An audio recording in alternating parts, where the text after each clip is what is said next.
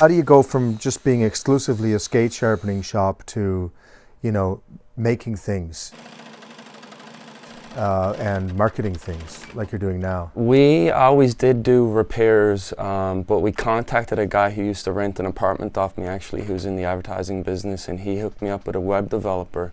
And we launched a website last October. And from there, we pumped Google AdWords and Facebook advertising. And from there, we started seeing spin-offs. We've had jobs come in from San Marcos, Texas, all over Nashville, Colorado, Surrey, BC, all over Alberta, Ontario. So yeah, there was a supply and demand for it because of the ever-increasing cost of the equipment. This pair of gloves, we just done a basic palm, repalming. The gloves weren't hurt other than there's actually holes in the palms. Yeah. So they're good as new again. They're probably a couple of $100 gloves. This glove here, a guy actually picked it up for cheap. The plastic cuff was broken inside. It's good for somebody who wanted to get it repaired. We rebuilt everything inside, so the internals of this glove is completely brand new. Yeah. Other than the little bit of discoloring from the glue and stuff, but other than that, he's got a great glove. Great, wow. This guy here,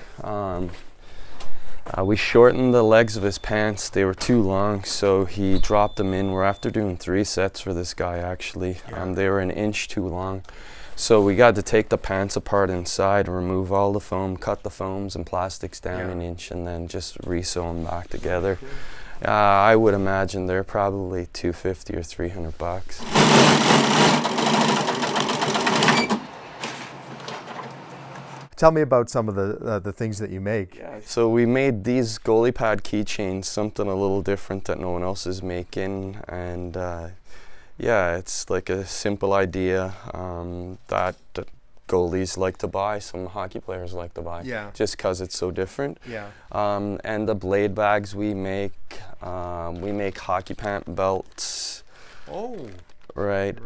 Goalie mask sweatbands, but the difference of these ones is it uses a PVA material.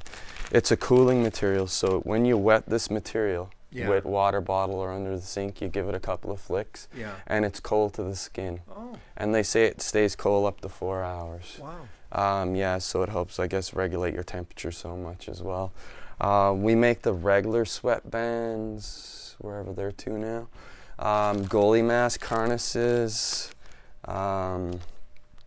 We make all different kinds of knee elastics, double, single, white, black, all kinds of goalie accessories and stuff, yeah. So you got quite an imagination. Yeah, for sure, and it's always going, that's for sure. I'm constantly thinking it, yeah.